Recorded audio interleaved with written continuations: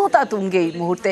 50 ভরি সোনায় সাজানো হচ্ছে নৈহাটির বড় মাকে এবং 150 কেজি রূপো দিয়ে মায়ের সাজ। আজ থেকেই পুলিশি ব্যবস্থা, কারণ আমরা জানি বড় মা মানেই লম্বা ভিড় এবং সারা রাত ভোর পর্যন্ত জনসমুদ্র হয় এই বড় মার পুজো উপলক্ষে। আর সেখানেই ব্যস্ততা। সরাসরি চলে যাব, আমার সঙ্গে অরুণ ঘোষ রয়েছে, অরুণের সঙ্গে কথা বলবো। অরুণ, এই মুহূর্তের ছবিটা ঠিক কি উঠে আসছে নৈহাটির বড় মা থেকে?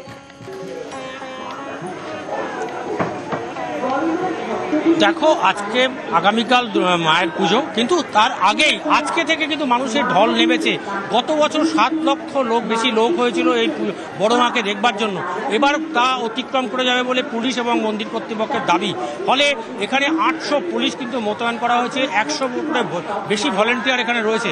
তারপরেও দেখো, তোমাকে একবার দেখাবো যে মানুষের ঢল কিন্তু এখানে নেমেছে। বহু দূর দূর থেকে লোক কিন্তু আজকেই তারা চলে এসছে। তুমি একবার একটু কথা বলবো, এখানে যারা এসছেন অনেক দূর থেকে হয়তো তারা এসছেন। কোথা থেকে এসেছেন? ইছাপুর থেকে এসেছি। ইছাপুর থেকে এসেছেন। আজকেই চলে এসেছেন কেন?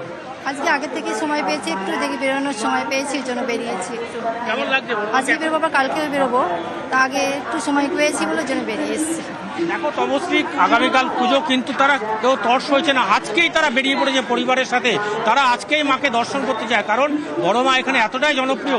সকালবেলা থেকে কিন্তু কয়েক হাজার পুণ্যার্থী কিন্তু গঙ্গা থেকে জল নিয়ে ডন্ডি কাটে।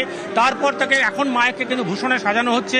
এত ভরি সোনা, প্রায় 50 ভরি সোনা এবং প্রায় 150 কেজির ওপরে রূপো দিয়ে কিন্তু মাকে সাজানো হচ্ছে। ফলে সব মিলিয়ে কিন্তু মা এখন সাজছেন। সারা রাত ধরে কিন্তু মাকে সাজানো হবে। তারপর আগামীকাল থেকে কিন্তু পুজো শুরু হবে। কিন্তু মানুষের ঢল কিন্তু কমছে না, ক্রমশ বাড়ছে। ট্রেন থেকে শুরু করে গঙ্গা পথে মানুষ ক্রমশ আসছে। ফলে নাজেহাল হতে হচ্ছে পুলিশকেও। ফলে বিভিন্ন যান পরিবহন কিন্তু আটকে দেওয়া আছে। অনেক দূর দূর থেকে পুলিশ ব্যারিকেড করে দিচ্ছে। তারপরে কিন্তু মানুষকে ঠেকানো যাচ্ছে না। বহু দূরে গাড়ি রেখে পায়ে হেঁটে কিন্তু তারা মন্দিরে আসছে। তমশ্রী, বেশ অরুণ, তোমার মাধ্যমে আমরা সেই ছবি দেখলাম নৈহাটির বড় মা, এবং ইতিমধ্যেই প্রচুর মানুষ ভিড় জমিয়েছেন বড় মার মন্দিরে।